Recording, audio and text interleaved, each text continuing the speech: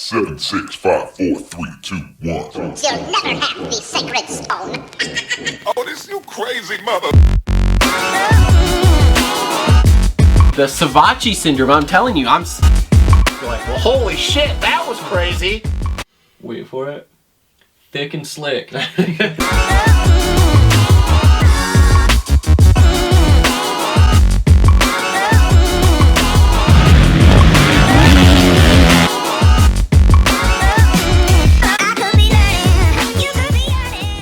What is up, everyone? Welcome back to another episode of the Moto Aftermath Show, episode 161 here.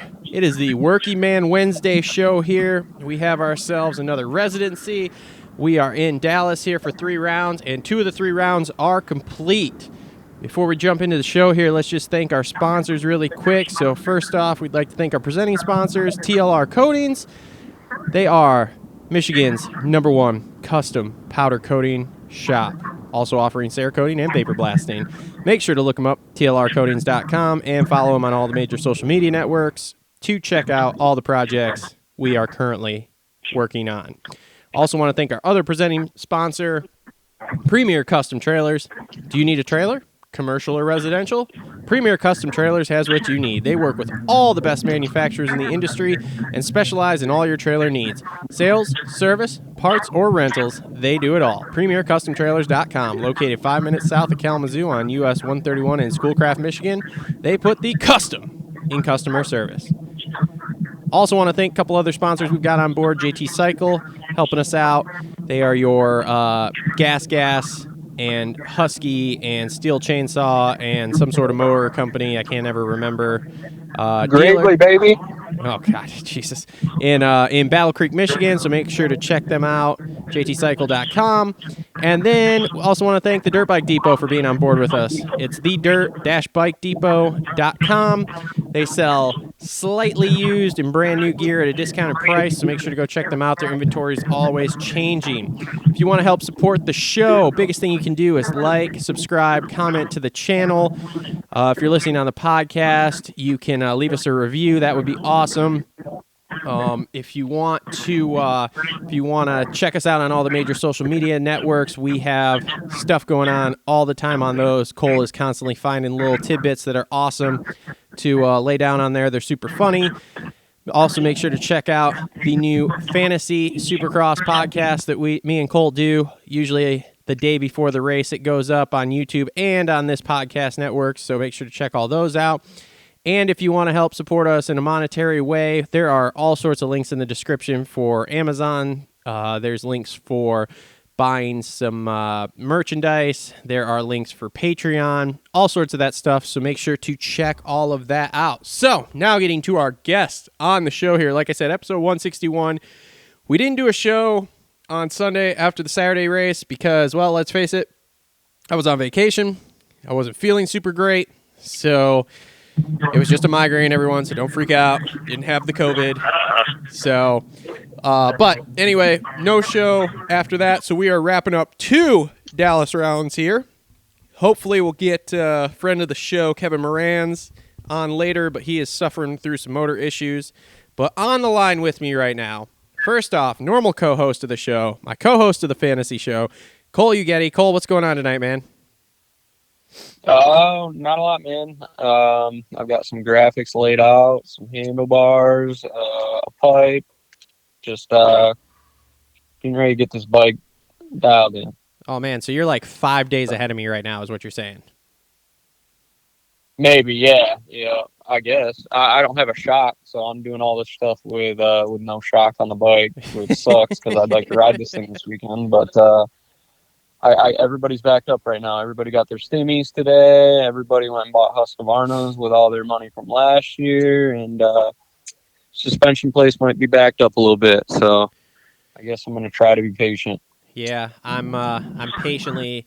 Is the spring I ordered, is that supposed to be? And how am I getting that? Is that going to you, and then you're just going to bring it to me, or what's the deal? Yeah, that's how that'll work. Okay, cool. Just wanted to know how my stuff was getting here because my plastics shipped the other day, right after I got them. My seat cover shipped today, so I'm getting there slowly. So, Yeah. Also on the line with us, co-host on the occasional, hopefully becoming more regular, former factory mechanic, former Verb Moto contributor, Tom Cooper. Tom, what's up, man? Factory is a little bit extra for me, but all right. Hey, nice to hear from everybody. Yeah. Hey, I have some powder coating from you that came all the way from California. Yeah, I just about hit a Dodge Ram right now as you say that, but everything's going good. And while you're speaking of powder coating, you better be powder coating that spring you're about to put on your blue bike something cool, because if you don't, that's kind of bullshit. Yeah, we'll see. I mean, I probably will. We'll see what color it comes. I don't know what color it comes stock, but Yellow, white, or black. Okay, well, whatever it comes, we'll probably change that up. Unless it's like black. If it's black, I'll probably just leave it. But outside of that, yeah, I'll probably change it. I'll do something serious on it. Factory color, I got two things to say before we get to rolling two cars into this today. My first one is only Travis would run a show on St. Patrick's Day at night. And I'm only... Oh, yeah. I said that earlier. I was like, 8 o'clock, dude, that's my unwind time. And he said that's when second shift starts. And I said, I ain't about that action. Oh, my God. I'm supposed to be sipping on green beers right now, and I'm not. So why? I mean, right. You could be sipping on green beers, talking about the races. I mean, Jesus, no one said this had to be a sober show. All right. Hey, you know what else Travis did? Oh God, here we go. He tried doing one on Valentine's Day when we were all hanging with our women. Yeah, and you all bailed That out was all right. like a bunch of jackass. I can't help that the races are on these stupid ass holidays. All right. It's not my fault. Yeah, sure. I didn't put the residency in fucking Dallas on fucking the day before St. Patrick's Day, so we had to do a show. Okay, it's not my fault. This is not my fault. But you're also that guy that says fuck what people think and run your own program. Yeah, exactly. That's why we're running it tonight. I'd have done the damn show by myself tonight if I really had to. So, but hey, luckily I got good friends. All right, Cole. I know you've only got a half an hour because you're doing bike things or whatever. All right, man. What do you want to start with then? Talking about anything Where from do I want to Dallas start? 1 or Dallas 2? Oh, we don't have Justin today. I thought Justin was on. No. I don't know. Justin's got one of them real jobs where he has to work all sorts of weird Oh, hours. heartbroken. And we don't Our fan base, or your fan base, however we say that, wants Justin Hartzell on. That's all I'm saying. I mean, yeah, Little do they know how much they love him, but they will. They like it when I get him riled up, dude, and he starts spitting and getting all red-faced. Oh, man, do they love that. So I got, one more thing to say to you guys. Last time we had talked, you guys had tried to convince me that each of these series, 250 West, East, and 450, were all 2-horse races, and I'd like to say, pretty sure that's not the case. And not only that, but I said, I rattled off a couple names. I said Seth Hammaker, Hunter Lawrence, and a few other guys, and guess what the fuck happened, boys? Because I'm pretty sure the 2-horse race is no longer 2 ponies. I wouldn't get super wild on that. Yeah, I don't know, man. Hunter Lawrence looks pretty dang good. And can you imagine if that Lawrence gets the title and not the other one? I mean, that would be pretty fucking wild. Oh, man. I can't wait to see the 4-1 outdoors because I'm sure that at least Cole was there and remembers. But when he was at the Destination before some injury issues, holy shit. I am flying. I'm all Team America, but I'm flying the Lawrence flag over here. I'll tell you that much. Yeah, no, that was very, very impressive. And yeah, the other thing that was impressive to me as well is so I got 3 things that are kind of on my mind.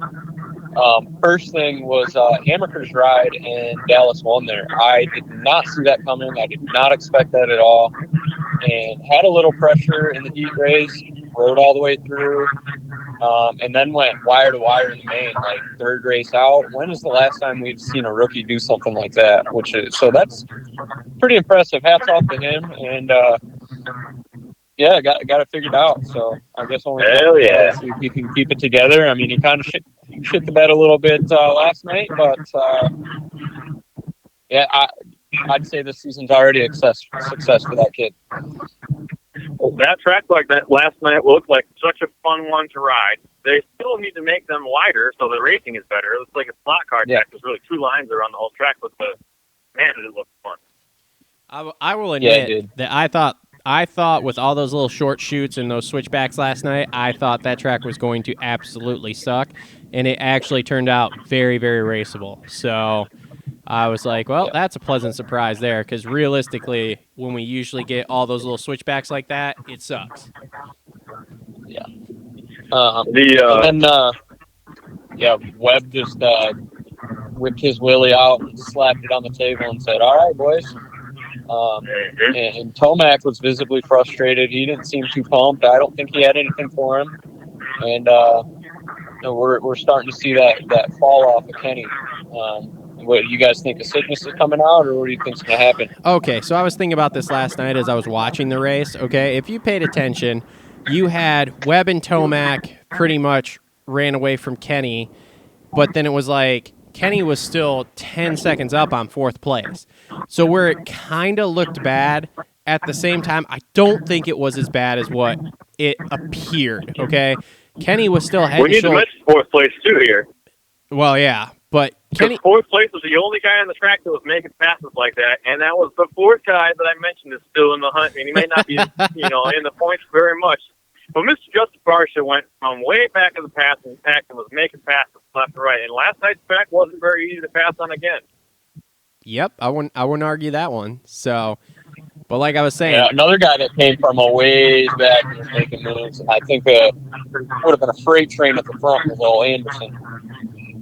you see, he got docked like 3 or 4 spots. I think he got docked 4 spots. 1 spot. Oh, is that what it was? Him too? Because I thought Only Him and one McAdoo spot. both got docked then, I eh? was gonna say, yeah, him and McAdoo both got docked, and I thought one got docked 3 and one got docked 4. McAdoo got Oh, docked fuck. 3 points, and Anderson got docked 1 spot. So AMA consistency was there. Solid, super solid. And then Hartraff gets docked 2 spots. Makes sense. Yeah. Makes a lot of sense. AMA never change. Yep. So, Like fuck. but yeah, I think that would have been. Man, I think Barsha would have been right up in the mix, and you know how Tomac rides when Barsha's in the mix, and I think that would have been really interesting. Yep. And I really hope we get that Saturday. Me too. I hope they. I still think that if the 2-1 machine can get a start, which as we've seen and as we've mentioned, like it's a kind of a cliche Jeff Emmick thing to say, but every week whoever gets a start is generally the man to beat. I think if the 21 machine were to get a start, he would be. He still has a real good shot at winning a race. Probably more towards like the last 3 or 4 rounds. That's when we tend to see some guys get like a unusual winner get a win. I still think that Anderson could get a win this week or this season. But anybody that's on a blue bike right now with the 21 behind him is shitting bricks. That's all I'm saying. Yeah, he's definitely going to the front. Like he is definitely not scared to throw it in there. Yeah. It's Also, kind of funny to be on a white bike if you're going to trade stainless on blue bike. yeah, and then he put another pretty interesting pass on Anderson. I just thought Ferrandis, Anderson on Ferrandis, where that the corner with the deepest ruts in it, he goes across all 4 of them. Yep. Just goes straight across. I just couldn't help but to laugh. Yep. So getting back to Kenny though, I mean, I just think last night, third best dude. I mean, like I said, it looked bad, and especially because of what had happened Saturday, it looked even worse. But I think if Saturday doesn't happen and he's not, or I'm sorry, I think if Saturday doesn't happen and the Daytona thing doesn't happen, and it's just like, okay, Kenny's just trying to rebound, whatever. I think you look at that a lot differently and go, well, he was just the third best guy. He just couldn't quite hang, which I was actually kind of surprised because Kenny usually does pretty good with corner speed and like flat corners, and he was like he couldn't keep touch with them after about the first 5 minutes. He was just out of it. Was it from corners or was it because he was in third place in the space? I don't know, but it was. Kenny's corner speed is usually pretty good though, and with as many turns as was on that track, like I said, I was super surprised not to see that. But then again, like I said, he's still 10 seconds up on fourth place. Like, yeah, he's 10 seconds behind Webb, and he was fucking, I don't know, 6 or 7 behind Eli, but he was still 10 seconds up on fourth place. So just one of those races where I think he was just the third best guy on that night. But he did get a better start. He got a much better start. So, and I think if he gets back to where he can yank starts again like he was doing in Indy, it's all over for these boys. Like, if Kenny hole shots a race, there's a pretty good chance that he's winning it. I mean, Webb obviously, yes, has taken him, but he's obviously showed this year that if he hole shots a race, even if Webb is behind him, he can actually hold him off. Anybody? Nobody? Okay, great radio. Anybody want to? You know what's this show right now is me trying to back up in the dark with a fucking stand-up jet ski trailer behind my lifted truck. Can't see a motherfucking thing. Okay, it's warm out. It is not jet skiing on the lake warm out. Well, not yet. Does anybody want to talk about? Does anybody want to talk about McGrath fucking just just destroying Kenny on the Race Day Live show, telling him he needs to basically pound Webb in a corner? Yeah, McGrath was awesome on Race Day Live. That was the best person in the booth I've heard in a long time. But great insight, really told it how it was, and it was phenomenal. I really enjoyed McGrath on Race Day Live, and I think a lot of people would say the same. Did you see how he was sitting in his chair? Like, I know something stupid that most people wouldn't pay attention to. He literally was just like leaned back, had like both his arms like back behind him almost, like just way leaned back in the chair, just like chilling and just rattling off like, yep, do this, you should do that, you should definitely take that dude out. Like, don't be a bitch. I mean, it was impressive. I loved it though. But I mean, hey, dude, he is he is the Supercross king. Like, he'll tell you what he thinks, and I love it. Yeah, no, everybody good. loves MT. Yeah, it's the fucking king, bro. Even Ricky called him the king. Yeah. So he's like, gotta agree with the king. Yep. He's the king.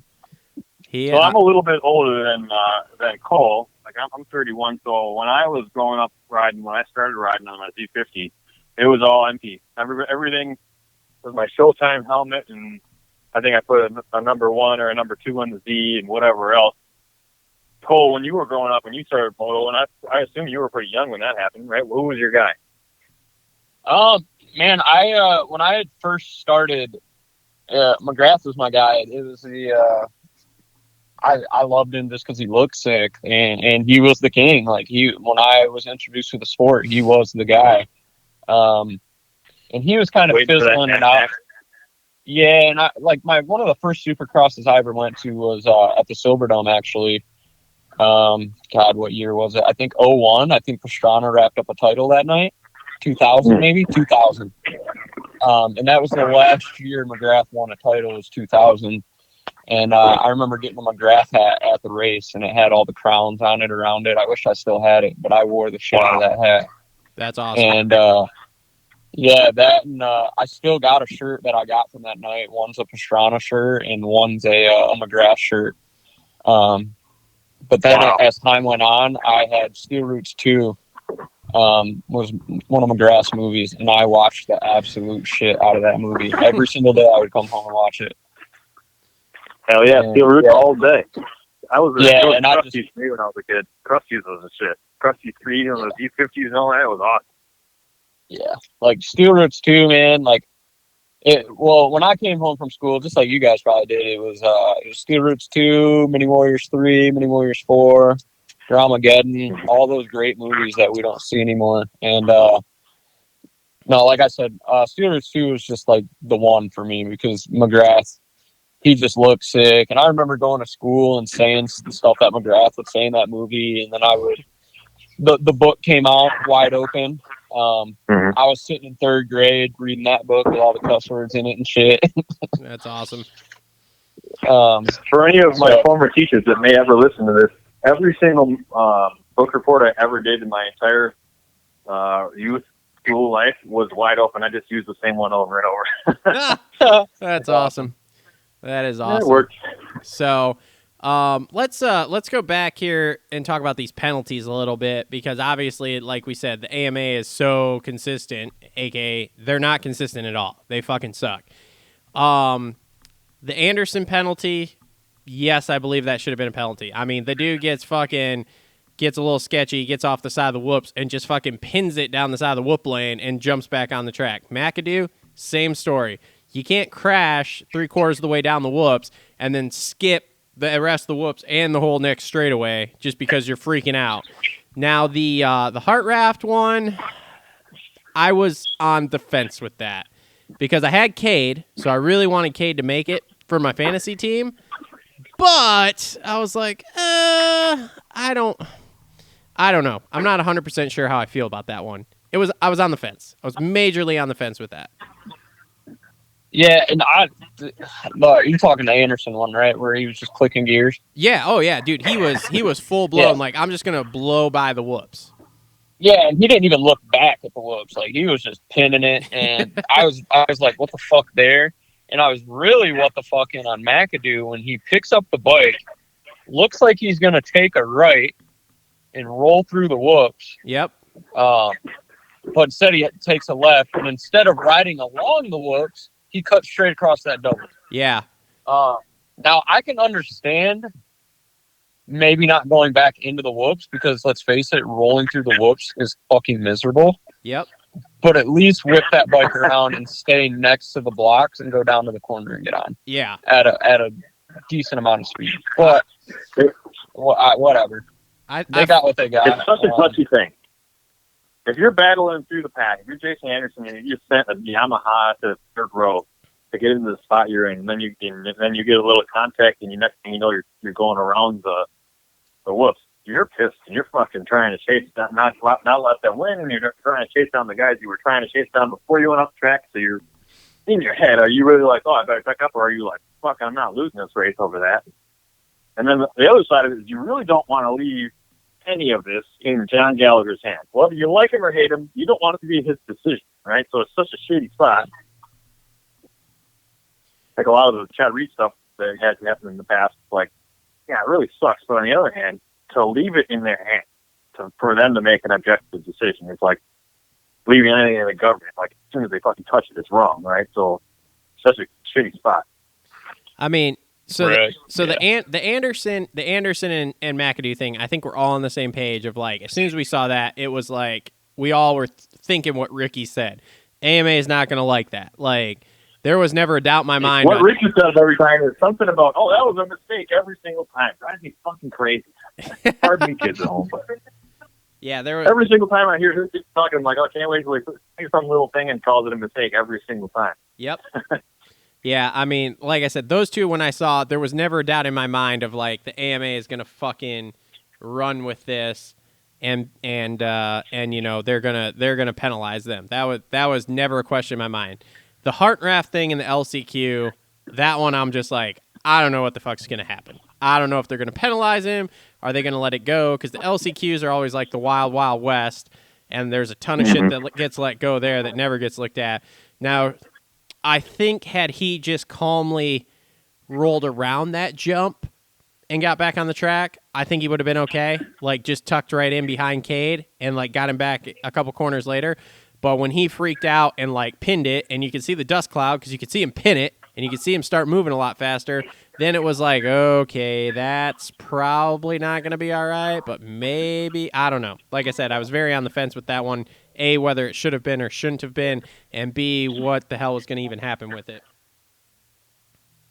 The McAdoo one's kind of the one that's kind of it's almost on him, right? Because you get up and you have the opportunity to kind of follow along the whoops or just hop back on them or whatever. But when you kind of cut, you get up and you look, and then you go right, and you get in a different spot on the track. Yep. Well, you're caught red-headed and handed at that point. You're not getting away with shit. Yep. Yeah. It's a pro circuit thing, man. Savachi used to do it all the time. Now we've got McAdoo doing it. It's a pro circuit thing, bro. Mitch Baker kicked your ass for that. Well, he must have beat the shit out of Savachi then. I thought that Joey Savachi, both these Gallus rounds with the really good dirt, I thought that he rode really well. I don't really remember where his finishes were, but I thought that he looked really good. Especially in heat race. Yeah. He's definitely been looking Gallus better. Won, Savachi definitely looked awesome when he kind of pulled up to the back of rocks in there and everything. He looked awesome. Yeah. But and then like the last thing I'll leave you guys with, because I'm about to jet and get some stuff done. Okay. Sorry, Travis. Jeez, I know Louise. you love me. Fucking just not even for the cause, man. Man, just how composed and awesome. Like, I don't want to blow Webb, but I'm blowing Webb. You're blowing him, that's for sure.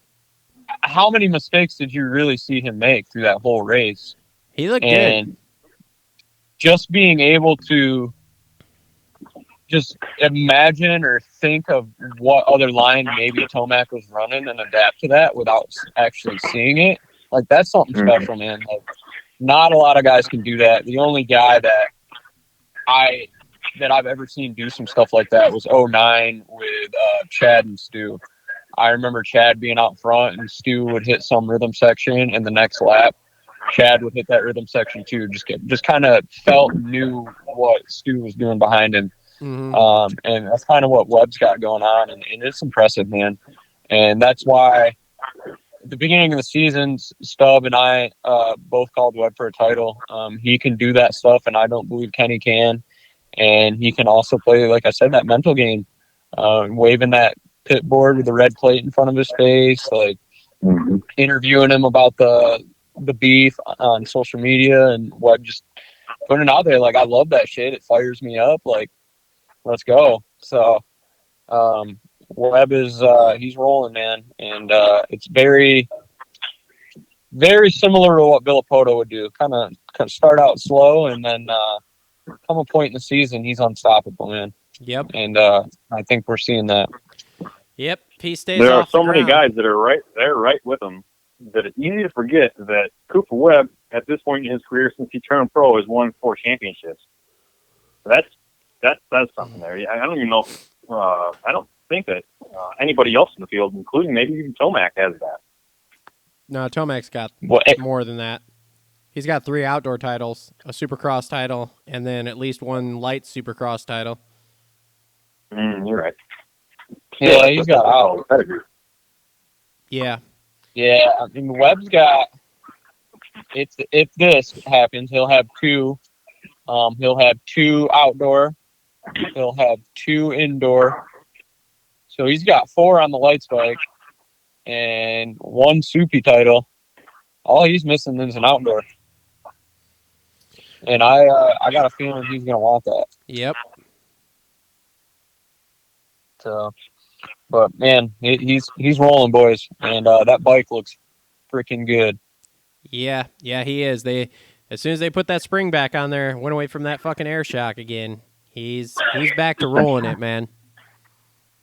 Yeah. So Yeah, he is. But no, that's what I'll leave you boys with. You guys can chew on that a little more. But yeah, and then you guys can kind of talk about it. But I'll lead you guys with a point. But how about that United Nations of a podium in the Supercross class or the lights class? Oh God. A little bit of everything there. Oh God. Oh, that was Like, was that not the most random ass podium you'd ever expect? Yeah, pretty much. Did you guys ever see that coming? Did you see Kyle Peters podiuming? No, not in a million years. You know who I was Did really you see Jalik Swole getting a second? No, Yeah. not at all. Yeah. So you boys You know who chew was on that. really I'm gonna throw some handlebars on. Yeah, you get them handlebars on. You going pro taper? Renthals with a pro taper bar pad. Oh my God. What's your bend? 997. I think that's the Honda bend. Yeah, I think 997's factory Honda, and it's just the bars I've had in my hand ever since I was a kid. So, and not working for Tucker, obviously, we're a pro taper company, and I'm running pro taper sprockets and chains, and I just can't switch bars. So, once you have a bar that works for you, don't switch. So it's kind of like going to the gym and wearing Adidas sweatsuit and then Nike shoes. Like, you just can't do that. So I got to put that pro taper pad on. Yeah, that's right. So, but that's what I'm doing, boys. I'll shoot you boys some pictures. if it's done. Oh boy, can't I'll be wait. getting graphics on tomorrow. Yeah, Yep, I'm Moto up on Aftermath repping. the show is IG. That way the fans can see. Yeah, Moto Aftermath repping. Oh yeah. Oh yeah. Yeah. There we go. You're on the bike. That's what I You're like on to the hear. bike. That's what I like to hear. All right, boys. All right, thanks, Cole. We'll see you later, man. Yep. Tell Hype Kev up for me, man. Yeah, I tell him that I think he needs to stay on the 450 full time. He rides that thing way better. Okay, I'll do that if we get a hold of him, man. All right, boys. Yep, later. Cole Ugetti, everybody. Co-host of the show, building a bike. So graced us with his presence for 30 minutes. All right, Tom. You want to talk about our boy Kev? We were talking about the podium. We were talking about Kyle Peters. Oh, you okay. know what? The thing that we got to mention before we move on any more than that is that our boy Richie Harrison led half the fucking race. He did. That was awesome. I hope he comes on. Justin said he might come on Sunday's show, so hopefully he does. We'll see how Saturday's race goes. If it goes okay, I'm sure we'll be able to get him on. But yeah, that was impressive. Dude, there was a point like 5 minutes in, I'm like, is he really going to win this race? Because he had like a 3.5 second lead. Like everyone was just kind of staying there. McAdoo and Cooper were doing their thing, not really making moves. And I'm just like, this is going to happen? This is going to be awesome. The tackier the dirt, the better he performs. Never fails. It's in his pedigree. He was the Arena Cross 65 and 85 kid forever, and Arena Cross is always tacky, squishy, spongy dirt. He's a veteran. When you get in the outstanding dirt like we just had at Dallas for both these rounds, probably the best dirt we've seen all year, frankly. Yeah, I don't know. That was super great. It was cool to kind of see some different people up front. Like it was cool, even though whatever, we never would have called it Swole. It was cool to see Swole get a podium. It was cool. It was really cool to see Kyle Peters get a podium. That was super cool to see that. So he went 20-0 in Arena Cross. Yeah, literally went undefeated in Arena Cross this year. And you want to know the crazy thing I heard on PulpMX when they were talking to him is he goes 20-0, dominates that Arena Cross series, and doesn't even make 50K. Doesn't do what? Doesn't even make 50K. Oh, yeah. Like, I'm like, really? You can't make 50K to dominate the pro class in the Arena Cross series? Like, what the hell is the matter with this? The 50K total or 50K purse? No. 50K purse, I could see. No. 50K total, he should be around that for the contingency alone. No. Like, for example. Yeah. No, it's 50K total. They were asking him. They were like, did you make 50K? He's like, oh, no. No, didn't make that. What? Yeah, that's what There's I no said. way. There's no fucking way he didn't make it. I don't know, man. I don't know. I mean, it's weird because this We're going to isn't bring him on the show. I'm going to grill him. because this isn't Amsoil Arena Cross, but so it's super weird. But yeah, I don't know, man. That was wild when he said that. I'm like, dude, this guy doesn't even make like 50K, and he just like goes out and dominates these pro races. Like, I don't get it. So whatever. If you're looking at the overall total, I bet that Mr. Moranz, and it's none of my business, and I don't mean to throw this out there too heavily, but I would bet that Kevin Moranz for Supercross alone is going to pull 50K from all his sponsors and all his contingency and all that other crap. Just to make a main is like a significant amount of money. We can ask him when he comes on, but I think a main for the 450 is like $1,200 or $1,300 for like 22nd place. For a placement, yeah, but contingency is different. Yeah. Oh, yeah. Especially for KTM. KTM isn't actually the highest. Kawasaki is. I don't know. Okay. I don't know what KTM's contingency is. I haven't asked Kev, and I haven't heard it anywhere else. I've heard that Kawasaki in the 450 class pays like $800 just to make the night show. Like, not even qualify for the main. Kawasaki pays $800 contingency for the night show in 450. That's why like all the privateer 450 guys are on Kawasaki's. So Kawasaki right now. I would have guessed it would have been more than that, truthfully. Yeah, well, shit ain't what it used to be, man. So. Yeah, I see you there.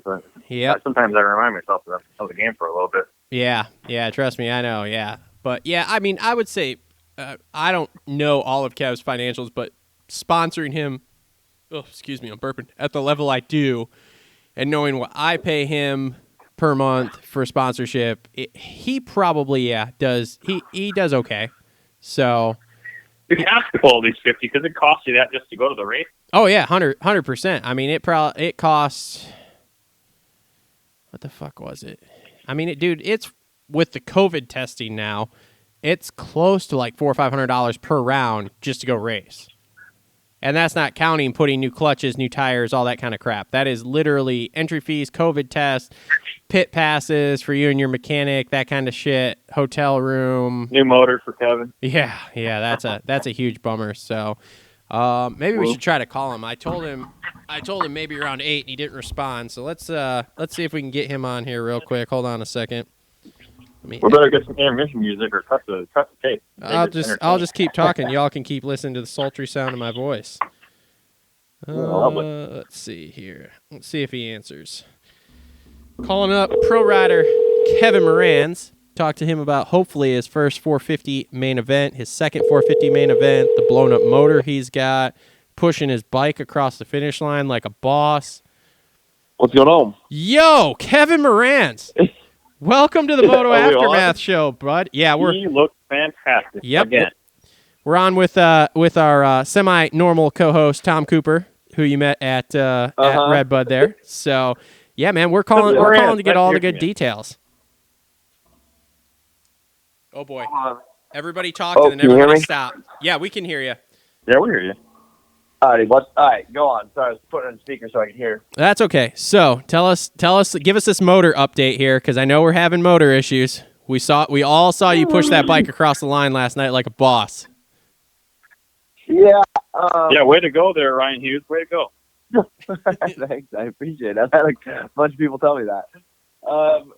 Yeah, motor's shot. I think you can tell that by the stories that I probably posted today. Sure I could. don't know if you looked at those. But transmission's gone, cases are cracked. So she's a goner. Ooh. Do we? So what's next? Where are you at now? I'm in Texas still. What's your stats on the motor find? You got a backup coming in? So how does it look or what? Hopefully a new OEM crate motor will be showing up tomorrow. Sick. Ooh. What is the cost on a new OEM 450 crate motor from KTM? I'm not at liberty to say, but it is a lot more than I made racing. That's for sure. Did they This is an interesting transition right here because we were just talking about this. Did they at least cut you some sort of deal because you're basically yanking these hole shots in all these races? Again, I am not at liberty to say, but could have been worse. Let's put it that way. Okay. All right. Fair enough. So, how did you feel that motor going last night? Like, did it just quit after the whoops there? No. So what? Which I didn't realize. So I was trying to make a post when you called because I was expecting 8, not 7:45. My guy. Oh, sorry, man. Dude, I forgot about the time difference. It's 8:45 here, and I'm like, fuck, we're late. Oh, no way. Yeah. So. Oh. So anyway, no, sorry, man. I should have double checked that when I was texting you earlier. So, but then you didn't text me back either, and I was like, he's busy as fuck, so he might not even come on tonight. But we'll just try to call. Whatever. Yeah, no. I'm just playing. But no, I lost my rear brake about 4 or 5 laps in. So I had 0 rear brake. So I was riding without a rear brake. Okay. Which is very tough on a tight track like that. So that's when I think I was in front of Savacci for a little while before that went. And then when that went, Savacci got around me. I think Stewart got around me, and then Bowers got around me because I couldn't corner. I was riding in first, going into the corners just so my engine would brake for me. And then I was riding fine, and that was about lap 5 when that happened. And then from a lap 5 to maybe, I don't know, what was it, probably 12 or 13 when my motor shelled, I thought my chain was just loose, it was kind of slapping and catching on shit. So I was nervous that my chain was going to fall off, right? Because that's what it sounded like. Mm-hmm. Dude, I rode 8 laps like that, hitting everything, doing everything like that, and then going through the whoops the next lap. I heard it starting getting louder and it was worse. So I was like, I honestly was at the point where I was like, dude, I think my rear wheel might fall off. Like I was looking back under my bike in the air and stuff, and then going through the whoops, dude. As soon as I hit like the fourth whoop, as soon as my rear wheel touched the fourth whoop, it damn near just stopped me and almost threw me over the bars because I just heard all this, like just all the clanking and everything. So like, yeah, it was not good. That's the sketchiest feeling ever, going around for a few laps. Being already out of brakes and then having it starting to lock up on you and not knowing what it is the worst feeling ever. Yeah, it was not fun. When you hit the whoops on your 450 compared to your 250, what gear are you in? Probably third. On your 250, what are you in? On 250, I'm trying to get into fourth. And honestly, if I can get, and just because the 450 can roll like speed so easily at a low RPM, honestly, fourth is amazing in the whoops on a 450. Interesting. Have those a little bit of power, because it's still got the nut to get up and go in fourth, right? Like when you're in fourth on a 250, you're clutching the piss out of it just to try to get it to go. Yeah, buddy. Have those whoops in Texas been big, or have they been pretty normal size? No, they haven't been too bad. Like this last weekend was definitely the toughest. Like, okay. or fuck, I guess this was yesterday. Sorry. Yeah. But yeah, there's been a lot that's happened since yesterday, so it feels like a week ago. Yeah, man, I bet when I saw you, like I could see on the broadcast because they were following someone, and I saw you standing off the side of the track right after the whoops, like looking at your bike, and I was like, oh, buddy. And then like they showed you after the race, like pushing the bike across the line, and I was like, uh-oh, this is definitely not good. And then I started watching the stories, and you're like, yep, so the motor is looks like it might be shot, and I'm like, oh god, oh man. So yeah, I mean, Cole reposted it. We were trying to find you a motor too, but yeah, nah, apparently that didn't work. So crate motor it is. So yep. All right, let's go back. When you're pulling holies every week, they're got to be getting you a motor so you can keep them going. That's for sure. Dude, I just like, you just give me Mars motor, please. Oh, dude, I mean, they might as well. He's hurt anyway. Like, fuck it. I mean, dude. I asked several people if I could just use a motor, and I got denied. Well, see there, that's bullshit, because it's like, dude, there's been lots of talk, and not just with us, but I mean lots of talk through lots of podcasts I've been hearing over the last 2 weeks here of like your starts on that 450. They're like, dude, Moranz is out there on a stock KTM 450, literally smoking these factory 450 bikes into the first corner. Like I mean, lots of people. This is not just a us talking thing. This is every damn podcast I listen to. They basically talk about your starts on this 450. Someone was comparing it to like somebody showing up in a Studebaker against the Formula One cars and just smoking them into the first corner. Yeah. And they're like, it's ridiculous. I mean, dude, you look at the picture from the other night's heat race, or last night's heat race, as you're coming into the first corner next to Webb. And at first, I didn't even know dude, it was you. I would have had that whole. I would have had that whole shot if I didn't slide. I slid a little bit. I'm not gonna lie. I called you for the whole shot in the main event, and then that start did not go well, and I was like, I'm not doing that again. No, it did not. I mean, you weren't terrible. You were what, probably top 10 coming out of that first corner, because I could see you in the I was shot. like 9. So, but yeah, that that was definitely my worst start of the night. Hey, that's all right, man. Not everyone can be perfect. Worst start of the night being a top 10 start is not too shabby. No, especially not in the 450 main. So let's go back to Saturday night's race. Let's talk about that LCQ and making it into your first main there. Let's walk us through that. What you're feeling as you're like, I think you were behind Cade most of that time. And then and I was feeling good too, dude, because like in the heat race, I just pretty much got shit on, if I'm being honest. And I'm like, oh boy, well, this is gonna be tough. But like my mindset always changes in the LCQ because I know I'm pretty much gonna be in the top at the start. Let's put it that way.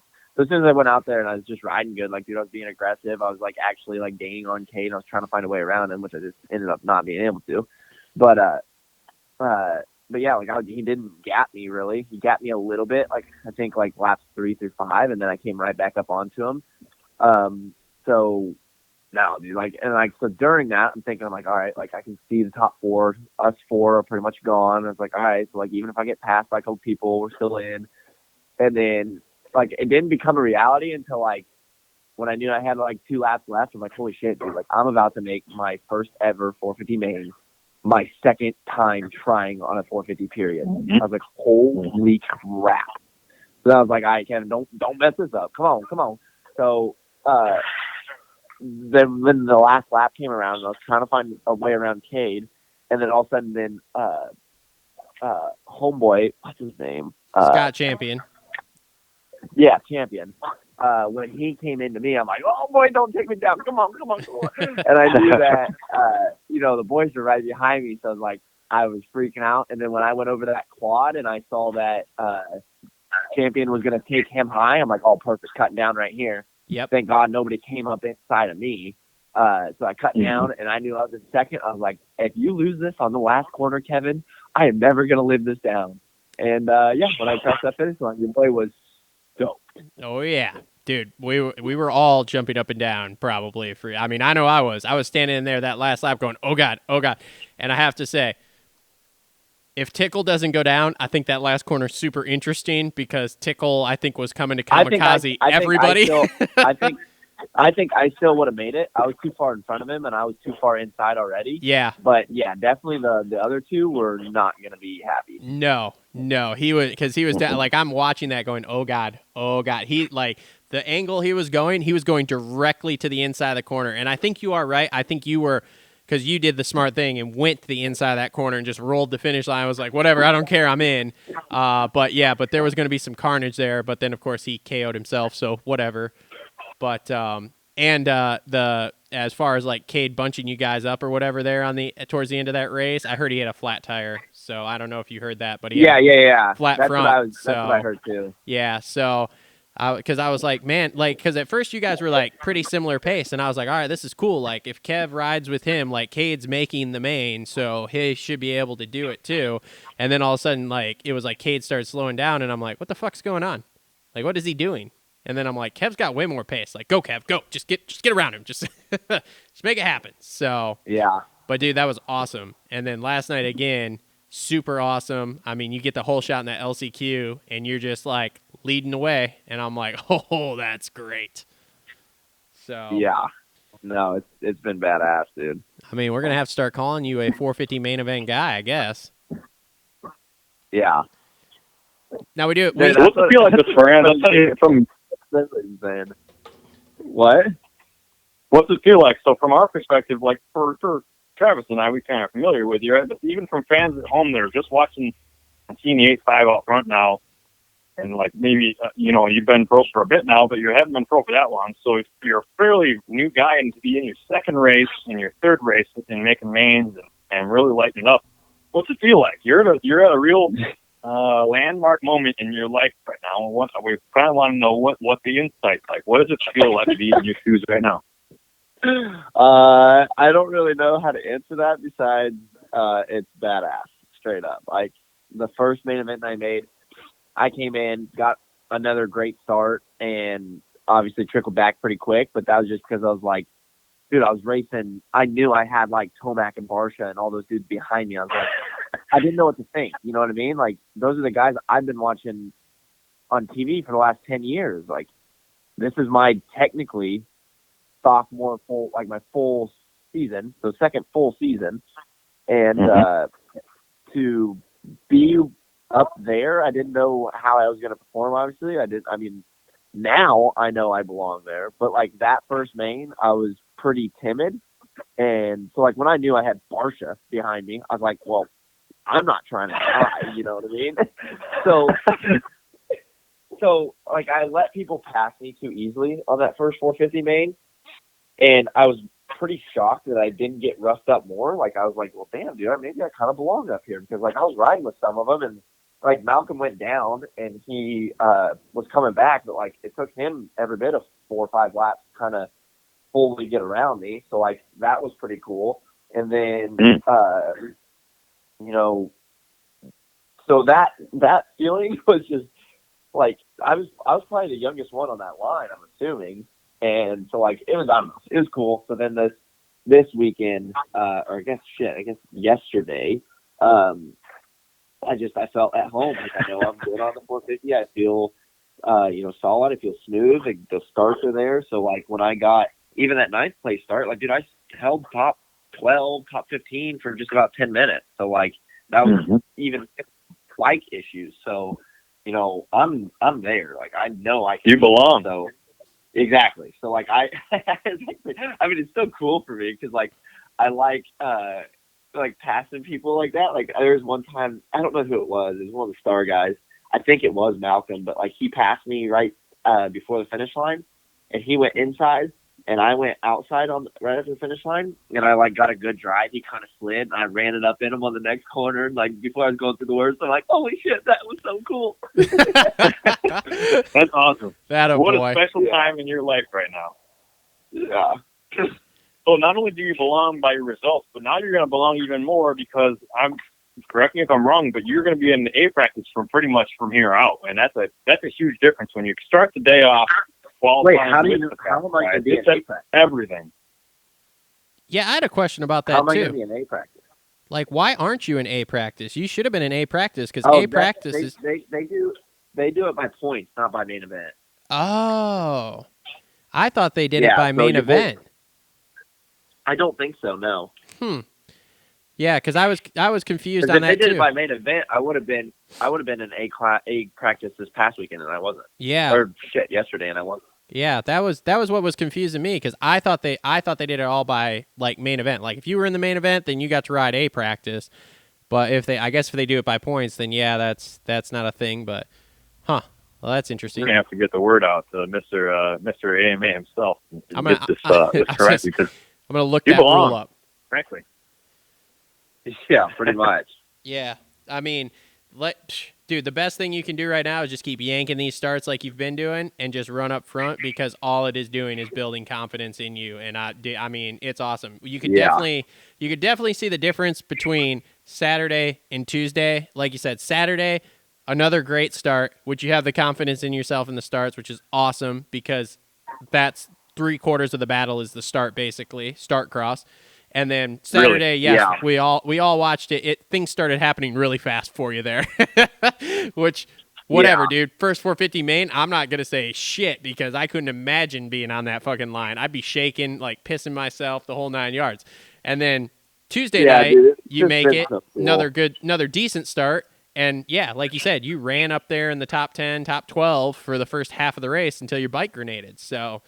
Definitely more comfortability. And then, I mean, once you go from there back to your 250, when we get back to Salt Lake or whatever it is, I mean, then you're just going to have this confidence like, bro, I just rode with the guys that are way faster than all you punks. So I think it works out great. That and being used to a 450, when you go down, it's awesome.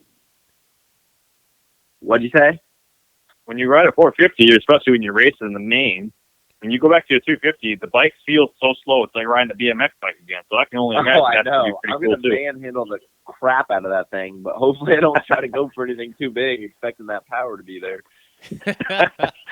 Oh man, that would be awesome. So what's it like in Texas, man? Because I know you're there for 10 days. Or this is a really unusual time. Yeah. Yeah. I mean, the biggest thing is like, it's nice just being in one area for so long. Like you can actually relax. Like, could you imagine if I just raced here, say like yesterday was Saturday and my bike does this and then we all have to travel to freaking California or whatever and I'm trying to figure out my bike situation and all that stuff there. Like it would be stressful. That's a good point. Yep. You know what I mean? As if it's not stressful enough only having 5 days or whatever. Yeah, no joke. So what's it like to Texas for when people listen to this show down the road? Because I like going back on old podcasts personally. When they listen to this down the road, where we are right now is Texas is one of the states that's opened back up. They might not have 100% fans in the stands, but for the most part, everything else with the lockdown is opened up, right? So what's it like being at the races now? Are there fans asking you for your autograph and stuff, or is it still pretty quiet? Yeah, I've done some autographs and whatnot, but like honestly, the pits are pretty dead, which is kind of weird.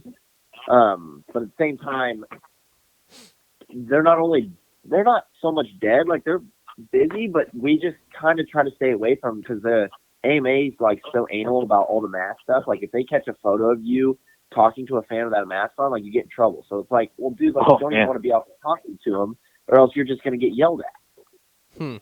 Not to mention if you drove the whole way to Dallas and get an engine and then you fail the stupid test. Yeah, no joke. That's Can you imagine if the title hunt in one of these classes comes down and then like one of the main contenders in the title hunt has this? It won't happen. No, not a It won't chance. happen. Wouldn't that be crazy? Not a chance. You want my honest opinion? I don't Yes. know if I can say it just because it's gonna stir things up, Bro, nobody listens to this show. Let's hear it. dude. I mean, even if I test positive, I test positive, and I deserve it. But I don't know how real those tests are, dude. 100%. Welcome to the United States. We're getting lied to. Oh, man. When my grandkids go back and listen to this in 30 years, they're going to say, "Oh, Grandpa was right. He knew this was a bunch of bullshit." We just got kicked off YouTube, so that's awesome. Oh, we didn't say anything about the B word. We're good. Oh, okay. Oh, well, I used that earlier. Anyway, dude, that's super interesting that you say the AMA is being real anal about the mask thing, though, because I watch like Catanzaro's vlogs, and he fucking is talking to fans and stuff with his mask pulled down all the time. Like every single vlog, he's in there with his mask pulled down around his chin and shit. So that's Well, he's not getting the whole shot in Maine. well, that's true too. I guess if you're just out there riding, yeah, I mean, I guess that's a different story. So, all right, Tom, you got anything else for Kev here? I don't know. Yes, 100%. So when we came to Dallas, it was probably the best dirt, in my opinion, watching on TV that we've had all year. And then the second Dallas round was a lot better flowy from what we could tell from the TV. Tell us about the track. What's this Dallas one like? Because it seems like it's sick. So are you saying, well, you're asking about dirt or the track?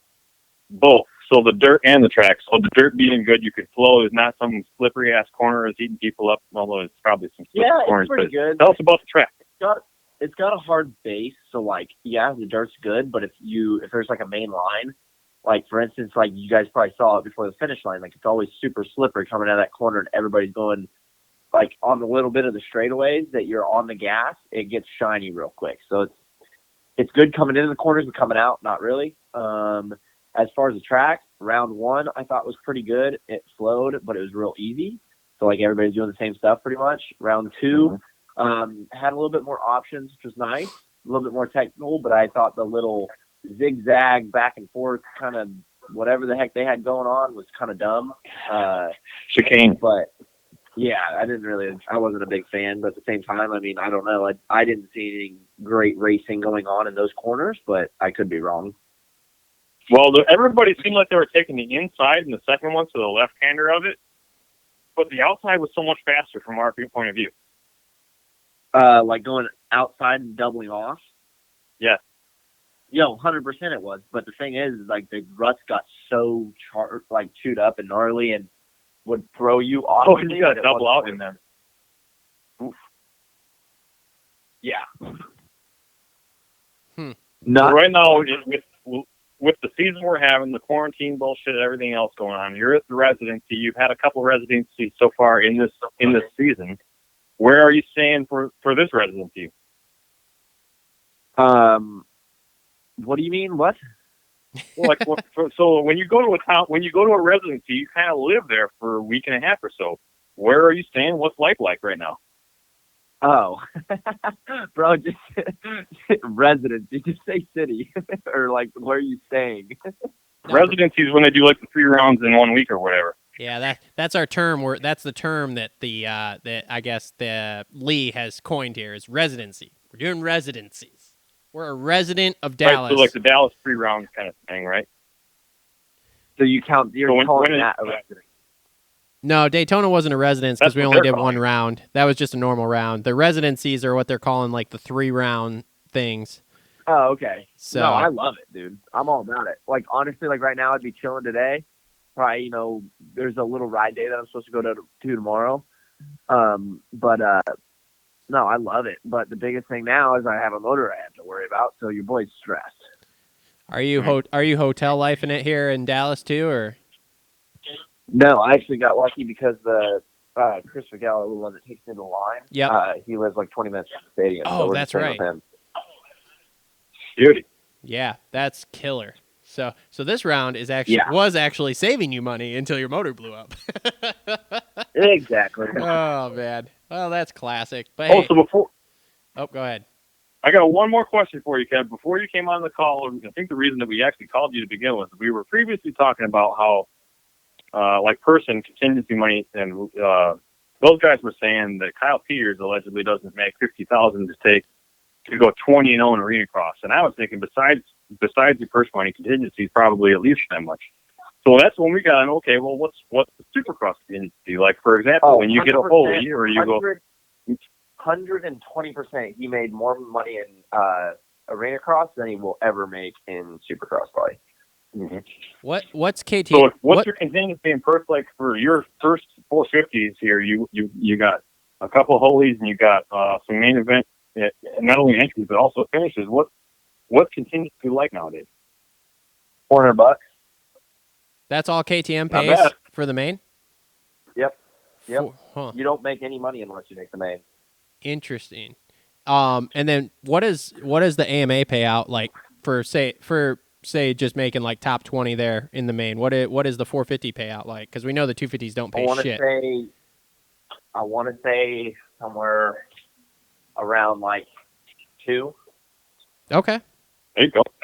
Okay. Yeah, so it's obviously better than the 250s. Like if you get 7th in a 250 main, you get not even hardly 1. Yeah. Well, that's way better than I thought. I thought that the AMA payout for the 450 was only like $1,200 or $1,300 to make the main. So that's way better if you're getting like 19th or 20th place and still making a couple thousand for the 450 main. That's at least somewhat doable in my mind. So Yeah, absolutely. at least if nothing goes Especially when you super got 3 sideways. rounds in 1 week in the same city. Whew. There you go, Kevin. What'd you say? Yeah, Especially exactly. when you got 3 rounds in one city in a row, you can make a quick $10,000 making some mains here in 1 week. Yeah, that'd be nice if you have a bike that runs. he was going to make $10,000, then he had to buy a motor, and here we are. Yeah. So, well, all right, man. I appreciate you coming on, taking some time, because like I said, I know you're busy with doing your motor replacements. So, where's the ride day you're going to tomorrow? Like, are you doing some coaching, or are you just going to ride, or what's the deal with that? It's like an industry ride day thing. So like I don't know. I'm just going out there to kind of be a part of it all, but I don't really understand. I don't know what it's all about, to be honest. Where's it at? What track's it at? I don't even know. Okay, great, cool. Well, this is super. Yeah, I'm just along for the ride. I'm going with the guys that are from here. Oh, okay, cool, man. Well, awesome. Well, like I said, thanks for coming on, man. We appreciate the insight. Good luck with getting your motor and getting it back in the bike here, and we'll talk to you on Saturday here, if not before. So That was great insight. I really like that you can come on and tell us what it's really about to be in your shoes right now, because there are very few people on the planet that even do what you do, let alone people that are in the spot you're in. So it's cool to hear about that. I appreciate that. Yeah, no, I appreciate it. Oh, wait, I got one more question about your motor. So are they shipping it to the KTM truck and you got to go there and pick it up, or are they shipping it to No, they're shipping it to me. Oh, okay. Sweet. I was like, man, are they shipping it to KTM? Then you got to go track somebody down and be like, hey, can I have my motor? Oh, it'd be terrible. Yeah, no, they're shipping it to me. Okay.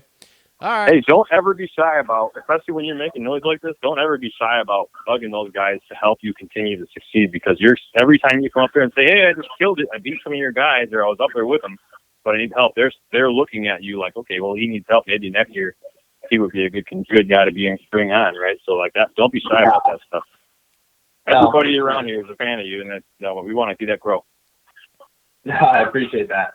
Yeah, just find Roger, walk up to him, be like, bro, I need some fucking parts right now. Yeah. I'm out. I mean, bro, you didn't nose pick like Marv and knock yourself into oblivion. You're out there at least finishing the fucking race. So Yeah.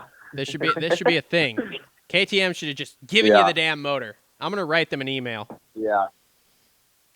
Strongly I don't know if worded it's quite that email. easy, but won't be long, I don't think.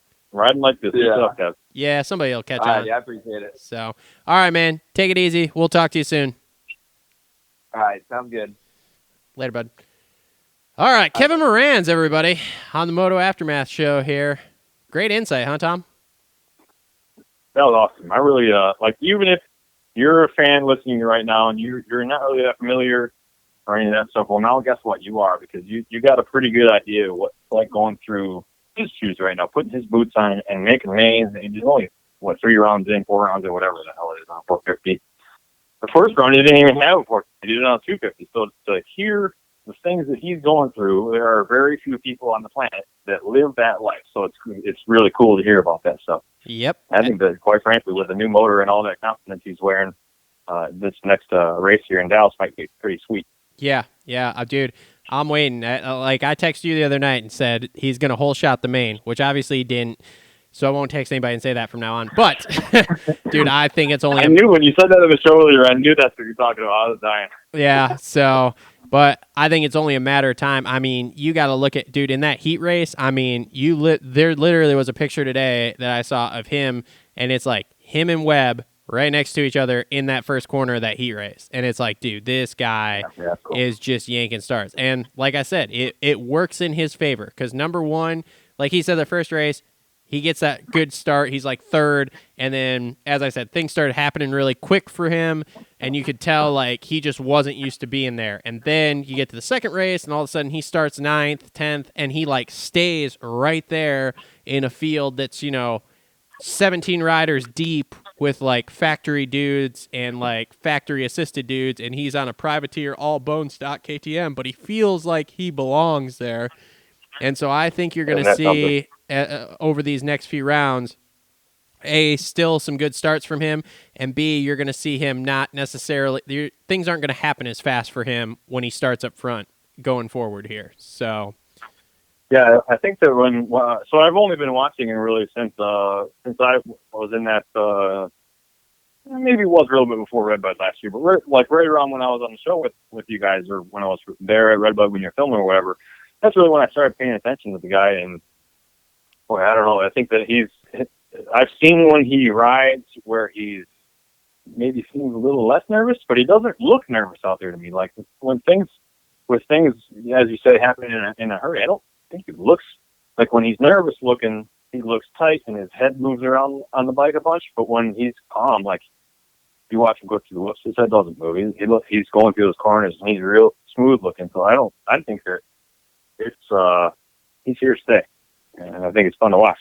Yeah, he's definitely got the ability on the bike, I think, to run up front. And I mean, the one thing we got to remember, he's doing all this. He rode 5 days of Supercross before the season started. 5 days.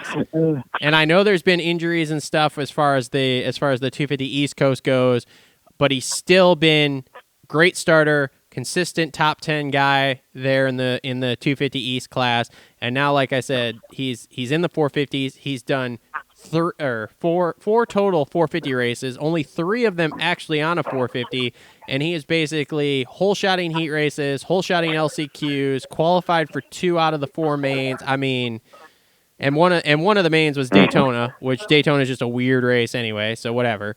So the other one, he didn't have a 450 yet. Yeah. So imagine that. Yeah, so, okay, whatever. I mean, yeah, I think there's definitely a future for him. I'm excited that we have made friends with him here and get to follow along on this adventure with him, because it's definitely cool to see. And one of the nicest guys you can talk to at this point. So, yeah, and another thing about why it's fun to watch is because if you were to interview him about this stuff 6 months from now, the Kevin we would be interviewing then is already kind of seasoned at being here. Right now, we're talking to him the day after he happened. Yep. So like we're hearing that stage of his career live. Like that's a real cool thing, right? So if you were to interview Eli Tomac, just for an example, but someone that's further along with their career and asking this stuff, it's just them going through the motions almost. Right now, Kevin is literally discovering all the shit he's going through in his life right now, and that's the good stuff right there. Oh man, he was so pumped when he qualified for that main the other night. I think he actually texted me between the LCQ and the main, and was like, "Yeah, boy, made the main." And I was like, "Dude, I know." Like I said, I don't know about you, but watching that, I was standing up, jumping up and down. Like, come on, buddy. You can do it, man. You can do it. Heart rate was high. Feel the heart. I didn't have my heart rate monitor on, but heart rate was high watching it. So it was cool. It's definitely Were you in Florida at the time? Yes. Yes. Okay, so for our listeners at home or wherever you are, the last week or whatever, our host here was in Daffy Duck World down in Florida, so that was a little bit different. He wasn't there he came down there right after Daytona happened, so I missed that part. But being on the road in Florida, of all places, where it's also the land of the free, not like here in Michigan, what was it like watching the race down there? Did you just go to a bar and watch it, or were you in the hotel with the... No, I watched it in the hotel on my iPad, man. And honestly, I'm not a good one to ask because being in Daffy Duck Land, you're in a bubble.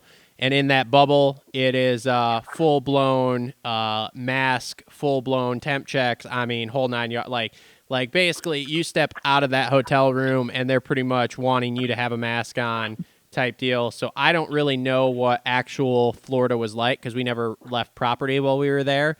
So it was a little bit of a bummer. I mean, I enjoy that place enough that it was like I got through it. But I'm here to tell you, man, having not had to be in the whole mask situation. I know this is a Moto podcast, so this is great. But this is a life podcast. Yeah, motocross is a lifestyle, homeboy. Yeah, well, being self-employed, working out of a shop at my house, and basically not having to wear a mask other than like when I don't want to have to argue with people at the grocery store, and even then not having to wear it properly, we'll call it, over my nose and my mouth and everything. Going for a week where I have to wear it all the time over both, like, I don't know how people do it. I really, really don't. It is insane. And like down there, like the first couple days it wasn't hot. The last few days we were there, I mean, it was mid to upper 80s. And it was just I don't know how people do it. I cannot imagine. I felt like I was surprised you don't wear a shield instead. Well, you can't down there. You have to wear a mask. Has to cover your nose and your mouth. Yada yada yada. Can't be fucking mesh. Can't be vented. Like none of that crap, man. Like it has to be these stupid cloth face masks that, like I said, cover your nose and mouth. Now, granted, I had some decent ones from our friends over at the Dirt Bike Depot, which is made of the what's it called? The like athletic fabric. Twin air filter. Yeah, so it wicks the moisture better. So that was helpful. But when it was that hot and I'm walking around and mouth breathing and all that crap like that, it still sucks. So I have never been so happy to come home and like today they were riding down at the track down the street. All the kids were. So we went down there for a little while, and I mean, dude, it is just so nice to be at, like, I can't wait for the weather to get nicer and the tracks to open up because I can't wait to be at the Moto track where I don't have to wear a fucking mask and I can walk around and feel some sense of normalcy and just enjoy breathing fresh air, we'll call it. So, yeah. For our listeners at home, where we're at right now is half of the states are totally, quote unquote, totally free, and the other half, like our wonderful blue Michigan, are very much doing whatever they can to remain locked down as long as they can. Yep. So this particular point we're at right now is a real strange one in regard to that stuff. So, because I know a lot of people that listen to podcasts, the cool thing is going back and listening to the previous ones, and that's where we're at right now. That's what makes it like when we were talking to Kevin about that. Some of these states they go to are totally different rules. So you could be on the circuit. You could be in the circus right now doing the race circuit. Yep. And the one day you're in Louisiana, it's free, and the next morning you're in a different state, and it's totally different. It's pretty strange. I mean, it's because the whole thing's so strange, though. Yeah. I will say, like, I was watching AJ, the Cat's vlog from Arlington, or Dallas one, whatever you want to call it, today, and he was saying that, like, in the pits there, he's like, we are seeing lots of people here without masks because obviously Texas doesn't have the mask mandate anymore right now. He's like, I forgot about that when we were talking to Kevin. Yeah, he's like, well, that's why I thought you were going with it. But anyway, but he's like, he's like, there's still a lot of people wearing masks, but he's like, not everyone's wearing masks, and it's kind of nice to get some sort of normalcy slowly coming back here. So, yeah. So it's interesting. I would love to be in Texas right now and see what that was like, because I mean, like I said, I never having not gone off property in Florida. I don't really know, because in that bubble, like I said, they're very hard on. The only time I didn't have to wear masks. This is the crazy stuff, and we'll get off the mask talk here in just a few minutes and go back to some Moto stuff to finish this off. But the only time I didn't have to wear a mask was they have this very nice running path or walking path around the lake they have between the hotel I was in and the other one. So when I would go out running in the morning, I didn't have to wear a mask for that. No one ever said anything to me, which was good, because I probably would have punched him in the fucking face. And then if you went to the pool, they wanted you to wear one to walk to the pool, but then once you got to the pool, you could take it off. And so, like, we didn't know the first couple days, so we just walked down there, no mask, whatever. And then, like, the second day, there was someone standing at the door, and they're like, "Oh yeah, you guys are okay, but we really wish you would wear them down here or whatever." And we're like, "Oh, yeah, okay, okay, whatever." Like, don't worry, this is a COVID-free zone when you get in the pool area. But if you're outside the pool area, It's not about logic, right? Yeah, that's the thing. It's like there is no logic to it. We all know this, and probably most of our listeners know this, and they're probably all writing up their comments right now of like, "Get back to the Moto stuff, you idiots. This isn't a political podcast." So. No, I bet most of the people that listen to our show here are red-pilled already, and I'm not talking about red as in Republican. I'm talking about red as in the awakening is here, the great awakening. Folks. So, but all right. So getting back to the Moto stuff, though, dude. I mean, how? I got one thing to talk about this before we get to motorcycles itself. Yeah. The broadcast team that is Todd Harris and Ricky Carmichael and the 125 Daniel Blair blows the doors off of the other crew, the Brits and everybody else. Yeah. No disrespect, and I just happen to think that it was a lot better than the podcast last night. Yeah, I will say that I do like Todd Harris much more than Lee Diffie. That definitely, like, Lee Diffie's not bad, but I'm definitely more of a Todd Harris guy. He definitely pumps it up more. Now, it was interesting. I don't know how closely you listened to the broadcast last night, but there were definitely a couple times that you could tell Todd doesn't do it all the time with Ricky, because Todd would jump in and say something and then be like, "Oh, sorry, Rick," and then, like, whatever. And you could tell it was like, well, they just don't have that symmetry like Lee and Ricky do, or like Jeff and Ricky did, because, of working together all the time. What do you think? A big topic, I guess, right now in the industry too, is this, what was his name? Rutledge Wood or whatever, that kind of goofy looking dude that's doing like some on the floor stuff. What do you think about him? I'm very glad you asked, because I have a little bit of experience with this young man. I don't think he's very young, but okay. So I'm not a NASCAR guy. I was when I was a little kid, but he's a NASCAR guy. That's why they're incorporating him and all this stuff to kind of bring some of the NASCAR flair over here. Which is fine, whatever. Fine, okay, fine. We all get it. But the thing is that so I was building. Most of the fans don't know. I have a shop on the other side of the state from Travis, and I was trying to get a Grumman 1950s aluminum van, looks like a bomber, right? And I was trying to get one. I found this guy, not having watched NASCAR, I found him because he also had built some of these vans.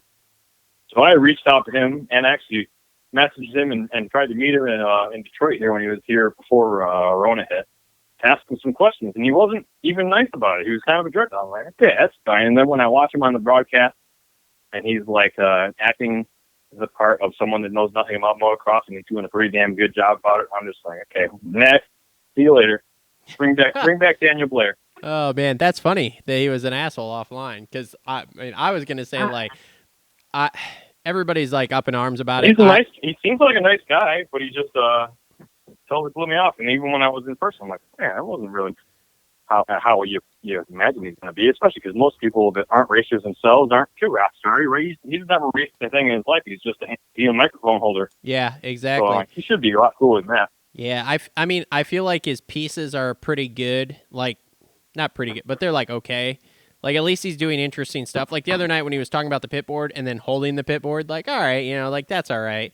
Or then when he was like, yes, flat. But I hate. I don't mean to be a hater. But don't dumb it down. Anything that you do like that, don't fucking dumb it down, because our fans aren't dumb. Even if they've never seen us before, teach them as if you are the pro, not like as if, hey, I'm dumber than you are. Tell me what I need to know. That's not how I like to go about it. Well, I So mean, I'm very happy to see Daniel Blair, who explains from an experienced side, yes. hey, look at this line. Here's what happens, why they do that way. And that's so much better for the broadcast. And Yes. I look at that. They did that, the Lee Diffie and Rutledge broadcast on Saturday for the primetime viewers, and then they bring the better crew in for a Tuesday broadcast. And I'm like, okay, well, that means that they planned for this, right? So it makes you wonder. Makes you think. Yeah, I mean, it's one of those things that I don't think we're ever going to get the respect we should get from the TV networks. I mean, we're just not big enough at this point, nor do I think I think it'll be years. And you and I are going to be old men before there's even a chance in hell. I thought it was Feld thing though. I didn't see that as an AMA or No. My understanding from what I'm hearing through other podcasts, which everyone knows the other podcasts I listen to, is that this kind of stuff is what comes directly down from NBC. Like having Rutledge on there, that is a direct NBC thing. So because of NASCAR. Yes. But I agree with you too of like the dumbing it down kind of is counterintuitive because I mean, let's face it, if I go and watch football, they don't dumb football talk down for me, even though it's like I may not know exactly what the fuck you're talking about because I'm like, I know sports, but I'm not that great with sports. I know enough about sports because I was into them when I was a kid, but it's like, they don't dumb down football. They don't dumb down hockey. They talk as an expert, as a pro, like you said, in a professional way. So it is kind of stupid of like, well, you dumb this down. Now, granted, I think there is a little bit because, for example, like the pit board thing, okay? So most major motorsports He now... went like good job with some smiley faces and shit. Fuck you. If you're riding by and some clown puts a smiley face on your pit board, even if he's a girlfriend, but it wasn't, if it was just some clown putting good job on there, that's not what the fucking fans at home need to see because that's not what you write on the pit board. Yeah. But when I watched that, I couldn't believe it because like you can't. If you want to show the fans at home what's happening, show them what's actually happening. Yep. They needed to get more technical with it about kind of like Daniel Blair did in the main where he was talking about what goes on the pit boards for the different people. Like I like the piece that they did with Rutledge about the pit boards because like I said, if you're a new fan or you're someone who's just casual about it, most major motorsports at this point, they have in-helmet communication. So being with the technology we have for 2021, you would probably assume, well, these guys have in-helmet communication. You wouldn't assume that, oh, hey, we still have 1970s whiteboard fucking status as far as like how we communicate with the riders, So, I mean, I think it's good that they... Bring this up. What's up? Let's revisit this helmet mic, whatever you want to call that. Let's revisit that with the guests next week because this next race is this weekend. Okay. Because it's a real hot topic for our sport as a whole right now, let alone for TV and broadcast. It's a real hot topic. And I'd like to hear what Mr. Moranz and some of the other guys have to say that are seasoned racers. Yeah. So, okay, cool, man. Well, anything else you want to talk about with the race here? We've been going for an hour and a half now, which I know is a shorter show than what we would normally do, but at the same time, doing these 3 shows in a week here, it's like I don't have as much time during the middle of the week here, so... I think it's a pretty good show. So let me ask you this. So we're coming into Dallas 3. We're expecting a pretty similar track, right? They don't change too much of the layout. They change the direction of some of the lanes, but a lot of the general shape is similar. They just change it up a little bit. What are your predictions for this coming race? Honestly, I think Webb's going to win it again. With that being said, you do. Tomac... You think he's going 3-peat? Yeah. With that being said, I think Tomac is definitely going to be right on his ass, and it would not... Like, my jaw's not going to hit the floor if Tomac wins. But I definitely think it's one of those 2 wins, the 450 class. Now, as far as the 250 class goes, I don't know. Yeah, your 2-horse race. I remember hearing about that. Yeah, well, the 250 class, it wouldn't... honestly, it wouldn't surprise me to see Hunter Lawrence win another one. Because I think he's one of those guys that now that, like, the ball is rolling for him, I think it's only going to gain momentum here.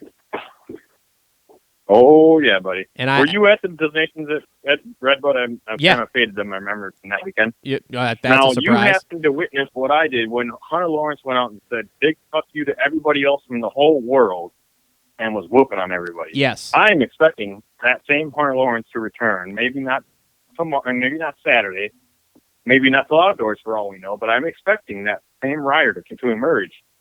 Yeah. And then we got a real problem on our hands because there's a 1-2 punch of Lawrence boys that are coming for you. Yeah, and the thing with Hunter, I think he has more maturity level and we'll say like race savvy to be able to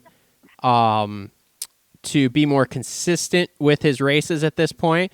Jet is a fucking phenom, okay? I don't think any of us are going to argue that Jet is a fucking phenom, but Jet is also... You got a crush on him, and we get that. Yeah, but he's also a 17-year-old kid. Like, I'm realistic enough to go, he's a 17-year-old kid, which is why it doesn't surprise me that he wins a race, fucking doesn't finish a race because he knocks himself out. Wins a race, doesn't finish. Wins a race, doesn't finish. Like, that doesn't surprise me at all. He's got a ton of years left in this sport. He's going to, I mean... You look at the jump he made from last year to this year. I mean, last year he almost won a damn race, which was a lot of skill, but also a lot of luck on that race. And then as we all saw at the end, you know, it was rookie kid, whatever, you know, knocks himself out, fucking just destroys his collarbone, whatever. Then you come into this year and you see him and it's like the first round, fucking nerves like that. I'm gonna crack that up to nerves there at the first round in Houston, and then comes out the second round and just dominates, leads wire to wire, and then you know has these miscues here and there, which again just sophomore year kid. You know, I mean, like I said, we all I think forget that he is 17 years old. Like he is such a kid, man. So he can't even go watch any adult movies right now. No. So I think there's plenty more to come from him. But like I said, I think Hunter has that maturity level, and like I said, as the ball starts to roll downhill here for him, and he gets it rolling, which with picking up that win he has. I mean, we've kind of saw this building. He was like what, fourth the first round or whatever, and he's been slowly building, been on the box, been second place, and then boom, rattles off this win the other night, and now it's like. Now he's got the confidence that he can go out, he can race Supercross with these guys, and he can actually beat and he has them. No pressure, too. Yeah. Oh, yeah, that's the other thing. He has zero pressure. He may be the only Honda rider in the HRC truck for the 250s on this coast, but there's no pressure on him, man, because all the eyes are on Jet. Everybody's worried about what Jet's doing for that Honda team. No one's worried about Hunter. Well, that's comparing those two, but just for him as an individual, if I'm Hunter Lawrence in this year, when I came to America, everybody expected me to clean up and even to shut the door behind me because nobody else is going to win. Yep. And then he has some issues and hasn't been himself, so let's just say. And then now he's coming back to his own, just won a race, and nobody has shit to say about him. I mean, as a matter of fact, this show 2 weeks ago or a week ago, whatever it was, 2 rounds ago, nobody even thought you know, besides maybe somebody else, nobody else thought that he was even going to be a contender for wins. And now all of a sudden, he's got a little bit of a ball rolling, and we know that he can be a performer with no pressure on him even. Yep. He definitely. Yeah, I think there's big things coming from him, and it won't surprise. Again, this is like with everything with me. I know just enough to be dangerous, and it's like I know enough that this kid, it won't surprise me. Like my jaw's not going to hit the floor if all of a sudden this kid dominates. You know, like just podium. And wins the rest of the way out, and then by the time you get to the end, it's like, oh, him, Cooper, McAdoo are all within 5 points of each other.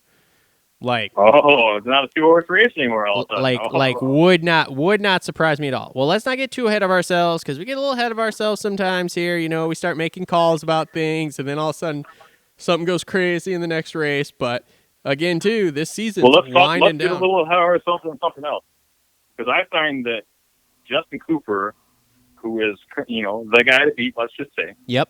I think that he's fragile. And we have the same last name for the fans at home. We have the same last name. I have a little bit of skin in the game. We're not related whatsoever, but, you know, he's got the same name as me, so I got to say, fuck yeah, let's go, dude. Well, for what it's worth, he looks fragile out there.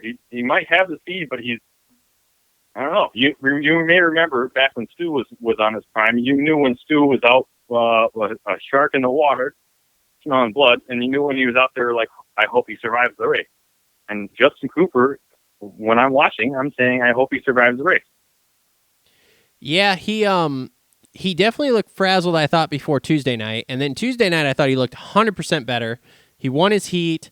And then, you know, it was just a little bit of bad luck in the main. But once it's just that way. Like, he has this little bit of bad luck, and all of a sudden it's like, oh shit, like, is he going to be able to pull this off? Because he was pretty much the title favorite. Like, no one really called McAdoo. Everyone thought McAdoo would make a step this year, but no one really called him to go out and, be the title favorite. And then, obviously, you've got Hunter Lawrence, who all of a sudden now is carrying the red plate, and it's like, oh, boy. Like, this could get interesting here, and Cooper's definitely going to have to work for it. The thing I find the most strange about that is you have these star bikes that are fucking rocket ships, and Thrasher, Fry, and Cooper cannot get a start. Absolutely cannot get a start. Like, Justin Cooper's whole thing the other night was because he got a shit start again. And it's like, dude, what are you doing? Yeah. Like, you're buried On off these the tracks, start. Every week on this show, every time I come on this show, I guess we'll say I piss and moan about the track builders making them so narrow. And I think that it has huge effect on things like that because it's very difficult to make passes through the pack. Like James Stewart used to do on his 125, passing 2-3 people off section. It's hard to do that when the lanes are kind of 2 riders wide. Yeah. You might get 3 wide, but it's not very, very common at all to touch that. Yeah. Previously, if you go back and watch, like Todd Harris was a TV guy with Denny Stevenson back in the mid 2000s, and the tracks were way wider, and it allowed for a lot more. Not even so aggressive. Like right now, if you want to come across and pass somebody aggressively in a corner, you pretty much are going to nail them, there's only really 2 lines to do. You're going to go open the inside of them, or you're going to square up the outside. Well, before when the lanes were wider, there's a lot more room to play with. Yep. I think that affects our racing some. Yeah, probably does. I mean, this has been a hot topic too, and in some of the podcasts I've been listening to about the amount of dirt they're using, the amount of lanes. I mean, look at Saturday night's track, Dallas 1. There was a 25-foot section, which is literally the width of a lane, down the center of the stadium that they were not using. Now, after seeing the changes they made for the Tuesday night round, we all know now why there was no section built down the center of that track, and that was because they were going to use it for the start on Tuesday night's race, which gave us a nice long start, which was nice. But, I mean, yeah, it's the tracks are definitely, I don't know, they're not as racy. Like I said, Tuesday night I was surprised that it got as racy as it did. Because I really thought with all the switchbacks, it was going to suck, like just completely suck ass. Just one line, going to be terrible. But it actually turned out pretty okay. But yeah, I don't know. And I don't know what you do to make them different, to make them more raceable and better. I mean, you talk about wider lanes. Okay, that could be a thing. I don't know, man. I don't know. It was a thing. Well, we're not reinventing the wheel. It was like that for the history of Supercross until they started trying to trim some fat.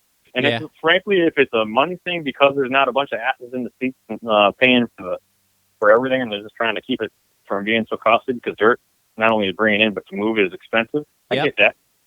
But if we need to identify if that's what the deal is, because otherwise we need to make these motherfuckers wider. Yeah. So we have some better racing. Yeah, there definitely has to be something done, because I don't know that the start cross thing's going to live on here forever. Like, you can only watch so many seasons with so many races of it having to be completely start dependent before you're like, God, okay, we got to do something different. Yeah, really. I mean, taller track and wider lanes. That's what they were before, and the tracks would be amazing. They have, like, Tuesday's track, Dallas 2 for the fans at home. Dallas 2, the track was so fun looking and flowy. I just needed a little bit more girth, and we have all the lanes now, with the exception of the triples. Pretty much everything is 3.53, that kind of stuff. It's nothing a lot taller than that. Yep. And that keeps the track so, like, charging forward, not so much up and down, which sounds great for making lap times, but when you're trying to go the opposite direction and have it be slower and have it take longer to get around the track so we don't have 43-second laps, well, that's something we need to address. I think we need to go back to building Excite bike tracks. I think we need a lot of moguls that are just gnarly. I think we need some step-up jumps. I think we need some cool shit like that again. Speaking of moguls, we got more outdoor races this year. I just remembered. Fuck, this is good. Yeah, we got 3 rounds of Atlanta, but we also got 2 weeks off after Saturday, so we got time. So the next round after that is Atlanta? Yeah, we have Dallas Saturday, Dallas 3 Saturday. Then we're off for 2 weeks. We have literally 2 Saturdays where we have no racing. And then we go to Atlanta for 3, and then we go to Salt Lake City for the last 2 weeks. Well, I don't know. I probably doubt it. Wait a minute. So that would mean there's only 5. That means there's only 5 rounds left. Is that right? Yeah. anyways, No, whatever. that's Anyways, that's what totally I was getting right. at right now is perhaps the Moto Aftermath show needs to make a trip down to Atlanta for the Supercross and bring some bikes with us and ride at MTF and GPF or some of my old friends down there along the way. I mean, I would love that, but we'll see how the work goes here. Yeah, absolutely. There. You know For the fans at home, both Travis and I are in similar jobs, being business owners. So right now, it's spring hitting, and everybody just got $1,400 stimmy checks. I mean, most people at least. So it's busy time. Did you get yours? Because I haven't got mine yet. I got mine this morning, but I haven't gotten anything else out of the goddamn government fucking me over. Yeah, I got the first two. I haven't got this one yet. I'm gonna have to go inside and check again. But yeah, I haven't gotten this one, which I'm like, shit, I need that because, I got tax bills and stuff. Yeah, that's one thing. I'm trying in the next 7 weeks. I'm trying to both move where I live, and I'm trying to expand into a bigger shop space, as you're aware of. And I'm sure it would be a lot easier if the Small Business Administration of our United States government would work along with me instead of not. Yeah, that would So be we'll see. that would be stupendous. So, all right, man. Well, I gotta go inside and get some sleep so I can get up early and work again. Because I didn't get nothing done today. Nice show tonight. Yeah, it was great. It was great. Kev was fun. great. Cole had some good points. I got to do what he's doing as soon as all my stuff shows up, which hopefully will be soon. So, like I said, I should have my plastics and my seat cover here. So that'll be helpful. Get that rolling. Are you putting it on yourself? Yeah. Yeah, I'm trying I to wouldn't have you work for my bicycle. Why? I don't know. I'm just saying. Dude, We might have to bring the extras in. Dude, I've been building bikes since I was 18, man. I went to school to be a mechanic. Did you? Yeah. I went to school to be an auto mechanic and did that for about 2 weeks and then said, screw it, I'm out. So Just use it up good for your YouTube channel. We'll have to get some good footy of doing that assembly stuff. Oh, don't worry. I'm kind of, luckily the only thing that's really on back order for my bike is the bars are like a week or two out. So, which is great because I Renthal 996s is what I run. So I got those. I got the rear spring, like I told you. I got the new plastics for the bike. Got a new seat cover, so that way I'll have all the OEM stuff when I want to sell that bike. And then I got a new rear sprocket, a blue one, instead of that stupid just stock silver one because I can't stand that. And I have radiator braces, which I got to coat this week so I can put those on. But yeah, no, I'm waiting to kind of get everything here so I can do it all in, like I can do it on a Sunday afternoon because realistically swapping a spring, plastics, sprocket, it shouldn't be anything too tricky. So I'm hoping couple hour job, you're in and out, you're ready to go. I'm hoping that by like the first week of April here I have the bike together so I can rock it and ride it. So because like today being down Go ahead. Well, today being down at the track down the road with all the kids riding, I was playing coach, the old fat guy that can't ride slower than shit in his workout clothes, telling these kids like, y'all need to stand up going through that corner. And then they're like, we can't do that. And I'm like, what do you mean you can't do that? And then I go out and look, and mind you, they cut in this new section at the track at the end of the street, right? Because I don't know if you've seen it, but it's like a little track that was like for 50s, and then they've been slowly building the jumps up as the kids been getting older. So now it's like it's got some pretty decent, okay jumps on it, but it's still like a flat track in a field. But they had a whole nother section of field that we haven't been using because it was basically flooded all the time. So the dad dug like a drainage ditch all the way down the middle of the field, which, by the way, he then built a jump over it. So you have to jump over this drainage ditch when you go out in this new section, but whatever. But it's mostly just like turn track out there. Like you just go down and you have turns, and this one turn is like this big sweeping 90 left-hander. And so I'm telling him, because they've like wood chipped it, and he's been tilling it with the tractor the last few days or whatever, so it's pretty decent. And I'm like, guys, you should stand up through this corner. And they're like, oh, we can't do it. So I go out and look, and this nice flowy turn, all these kids that are riding, and they're all riding like the smallest kid was riding an 85, right? So they're all 125s and 250Fs. They're out there. They have basically come straight into this corner at like a 45-degree angle. Instead of arcing it nice, they've come straight in and then just done like a 45-degree pivot and headed out. Like the rut was so fucking terrible. And I'm like, what the hell have you kids been doing? So I'm like, look, he plowed this. He built this nice, well, he didn't really build it. It just naturally kind of formed. There's this nice little, just really small like berm rut along the outside that formed from him just grading it. I'm like, you guys should be going here, following this around, and basically cutting across this stupid-ass rut you made and standing up. And these kids, I kid you not, I'm like, stand up through the whole corner.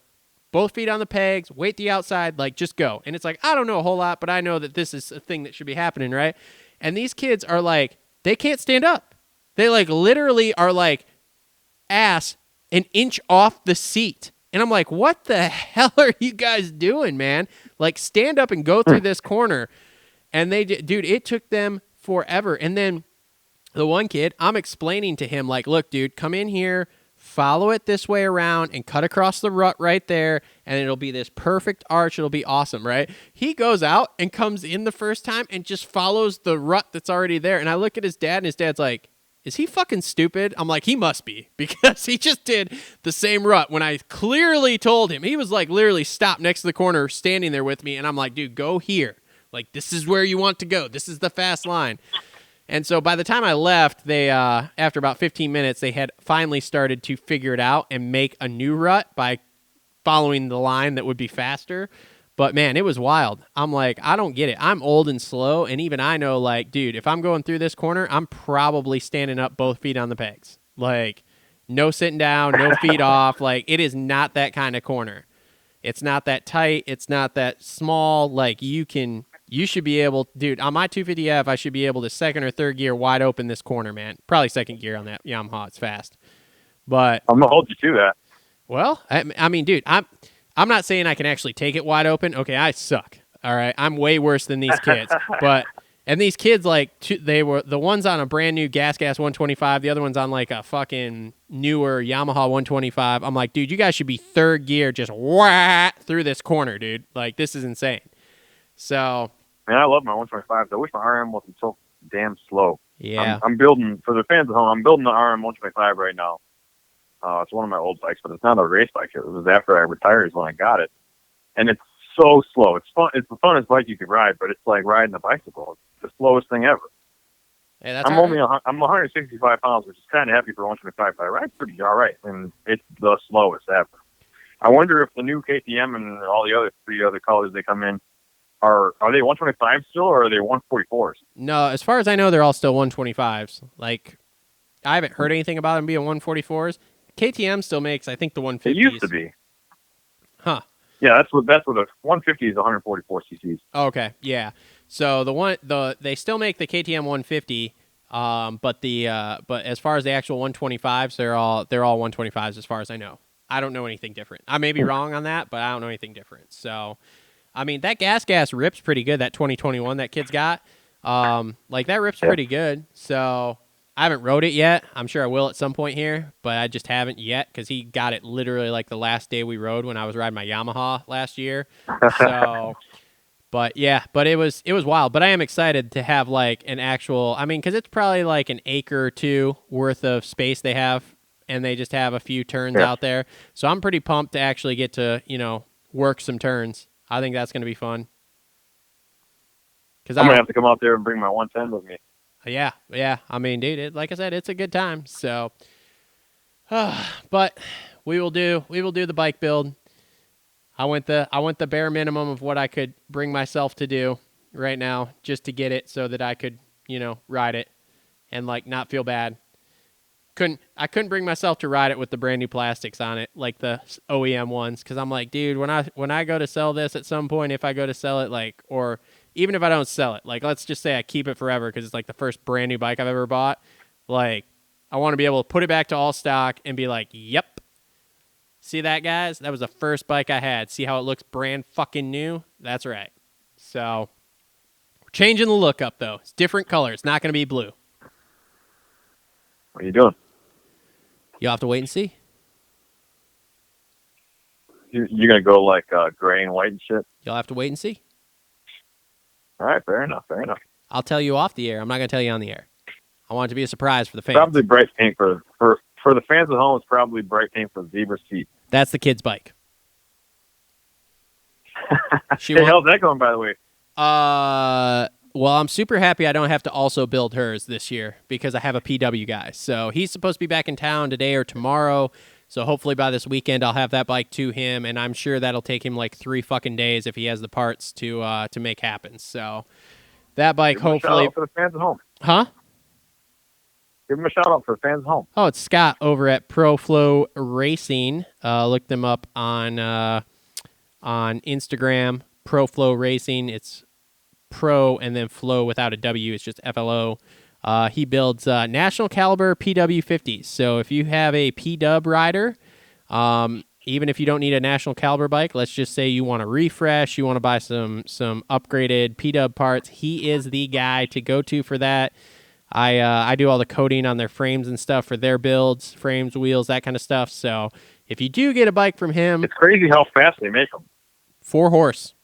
That he takes that thing from 2 to 4 horse, dude. Fucking wild.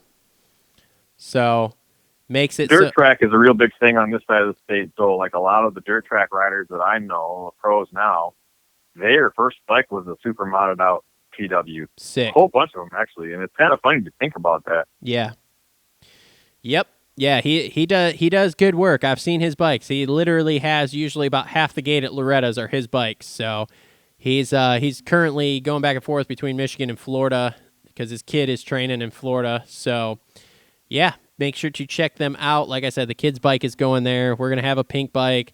I'm really pumped because her seat's going to be pink with white ribs down it. And I really like that for some reason. I just like that look. Like if I got to have a girl's bike, which obviously I have a 6-year-old girl, if I got to have a girl's bike and it's got to be a P-dub and she's got to have pink or purple, I either wanted a pink seat with white ribs or a purple seat with white ribs because I just thought that was the coolest looking shit ever. Like I don't want a full pink seat. It's got to have the white ribs down it. So, but I'm pretty pumped.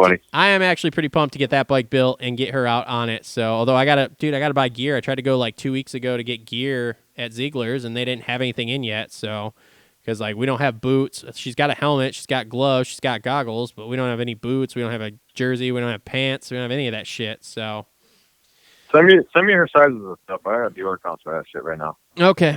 All right. Well, that was part of the reason we were going is because we're not 100% sure on the sizes. So we were trying to get her to try some stuff on when we were there. But of course, like I said, they didn't have anything and they told us it'd be a couple weeks. So we're Isn't that bizarre? Yeah. So we're going to have to go back this week and see if they have anything. When we were growing up, you only went, when we were growing up, we only went to the store to buy your gear and all the other crap you buy. So you didn't have to worry about that. And now everything's mail order. Yeah. So people would just go to the store to try it on and then they buy it on the internet. Anyways, it's the wildest thing right now. Oh, yeah. 100%. Well, and like you said, between your dealer account and I can get stuff through Cole with Tucker, I mean, it was like, yeah, I'm definitely not buying stuff here, so. But, All right, man. I got to head inside, though. I got to wrap this up. So, thanks, everyone, for listening Thanks, everybody. Thanks for listening, friends. Yep. Thank you. Episode number 161 of the Moto Aftermath Show. Again, thanks to our sponsors, TLR Coatings, Premier Custom Trailers, JT Cycle, and the Dirt Bike Depot. Make sure to check them all out. Links in the description below. Make sure to like, subscribe, comment, share. That helps us grow. There's all sorts of links to help support us. Amazon links, Patreon links, all that kind of stuff down below, too. So make sure to hit those up. And we will see everyone Sunday for a normal show. Hopefully we have Justin and Cole in studio here. Maybe we'll get Tom back on the phone. I'm sure Kev will be back. Hopefully we get a couple other guys on too. But we'll be back for normal in-studio show this weekend. See ya.